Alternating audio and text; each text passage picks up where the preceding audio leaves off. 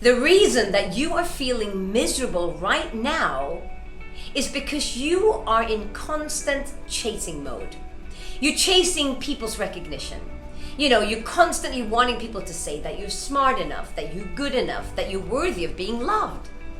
And when you're constantly chasing, what you actually do is you abandon yourself. You don't pay attention to the inside of you because that's not important.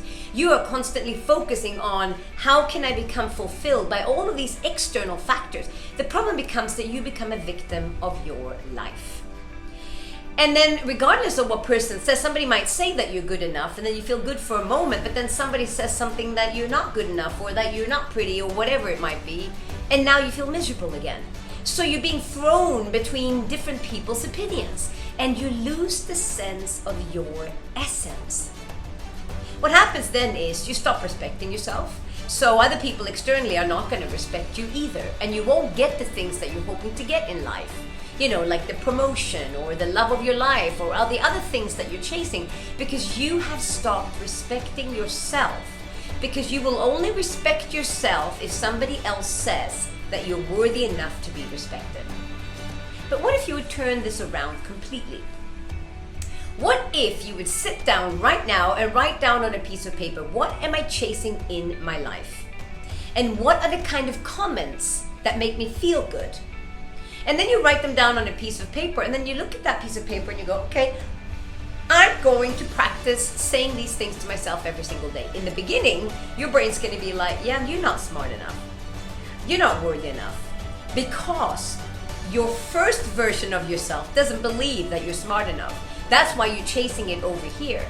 But the problem is, if you don't create it inside of you, you're going to stay the first version of you that's trying to chase life.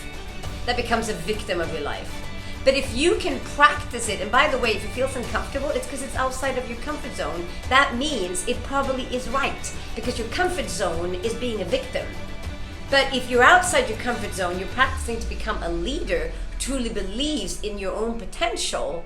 All of a sudden, when you've practiced it long enough and you start adapting this identity, now you don't need the external world.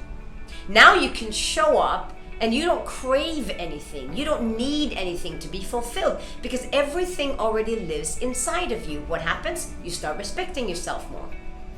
Which means other people will respect you more. You start loving yourself more, which means you'll attract a different kind of partner, and not the kind of partner that's destructive, but somebody who's actually worthy of your space, who also loves themselves.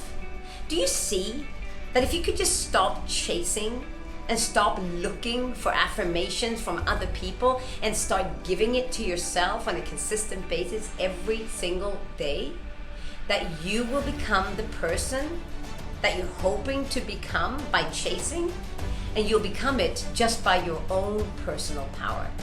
Isn't that absolutely incredible? And I'm telling you right now, everything will change for you. Everything. You will grab more business opportunities in your workplace.